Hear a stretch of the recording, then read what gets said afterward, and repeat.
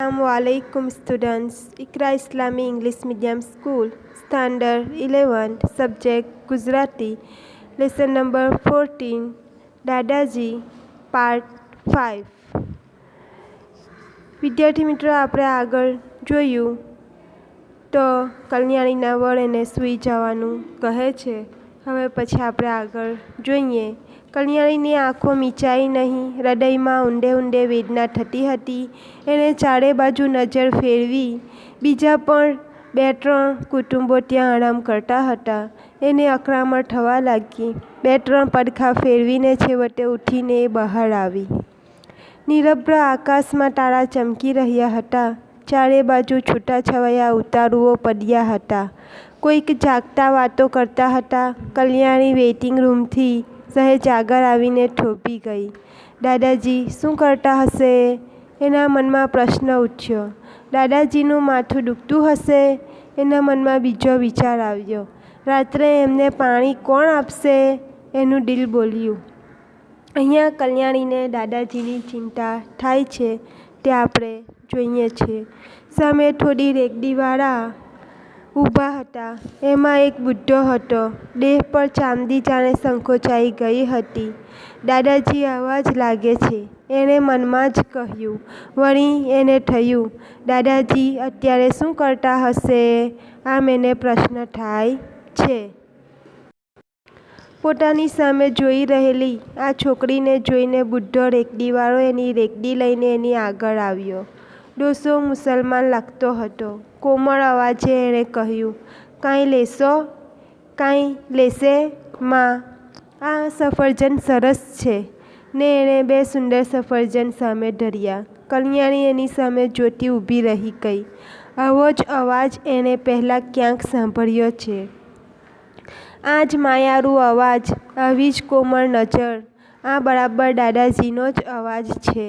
કલ્યાણીને કાંઈ ન બોલતા શાંત ઊભેલી જોઈ ડોસો બોલ્યો, પસંદ ન પડ્યા તો આ કેળા ખૂબ પાકા મધ જેવા ગળ્યા છે. પણ કલ્યાણી હજી કાંઈ બોલી નહીં. દાદાજી? એના મનમાં શબ્દો ગૂંથાતા હતા. એટલામાં જ એણે સાંભળ્યું, ચાચાજી. આશ્ચર્યથી એણે અવાજની દિશામાં જોયું. એક નાની 8-1 વર્ષની મીઠી છોકરી ડોસા ભણી દોડતી આવતી હતી. પાસે આવતા જ ડોસાએ એને ગોદમાં ઉઠાવી લીધી. ક્યું બેટી? એણે એના જ પેલા માયાળુ અવાજે પૂછ્યું. છોકરી એના કાલા સ્વરે બોલી, માને કહા चाचाजी को बुखार है, रात में फिरने से ज़्यादा बच जाएगा, उनको घर ले आ. क्यों चाचा, घर जाएंगे ना?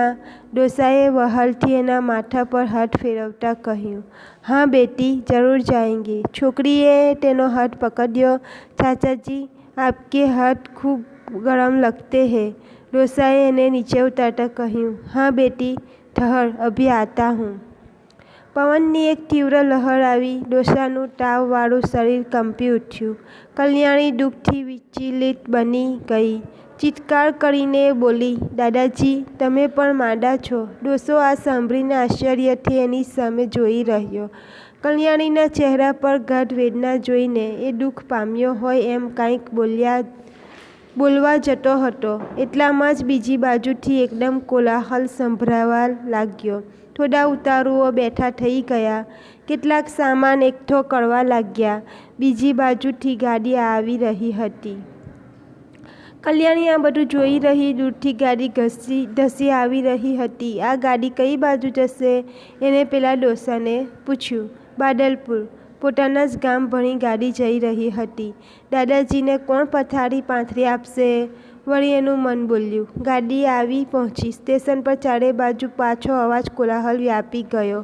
ધક્કામુક્કી કરતા ઉતારો ચડતા હતા. પેલો ડોસો ઊભો થઈ રેકડી આગળ લઈ જવાનું કરતો હતો.